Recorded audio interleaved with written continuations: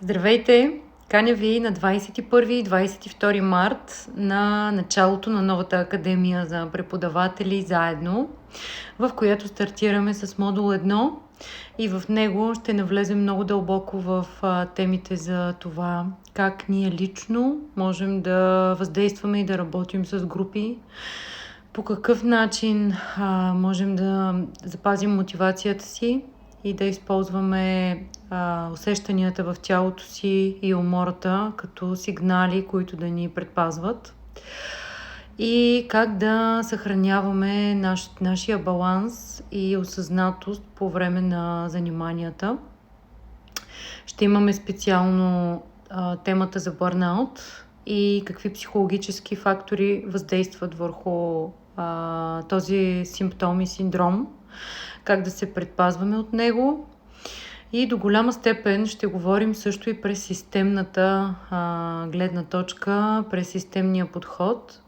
По какъв начин, бъдейки в една организация, ние си взаимодействаме с останалите участници, с останалите етажи, как приемаме ролята, в която сме, можем ли да бъдем и извън тази роля или се идентифицираме с нея, как да съхраним нашето присъствие чрез психотелесни практики. Тоест, целият уикенд, 21 и 22, ще бъде за невидимата страна на преподаването. Тази част, която ни прави цялостни, с присъствие, едни добри излъчватели.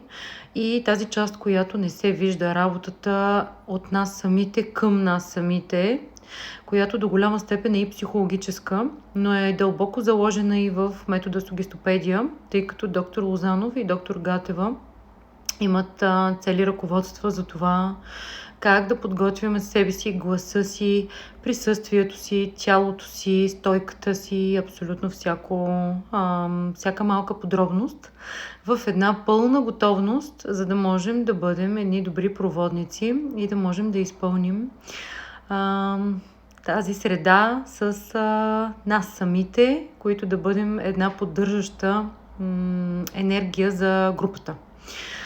Тоест, това е дълбочината на нашето присъствие. Очаквам ви, все още текат записванията, като всеки един модул може да бъде преминат самосиндикално и отделно, както и в цялост от 6-месечно обучение. И може да се случва и хибридно, на живо и онлайн. Обратната връзка ще я споделя.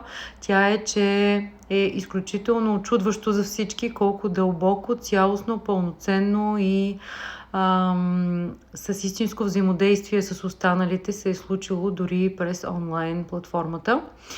Така че ще се радвам да заявите участие и да проверим дали има вариант да се включите. Всичко най-добро и прекрасна вечер от мен. До скоро!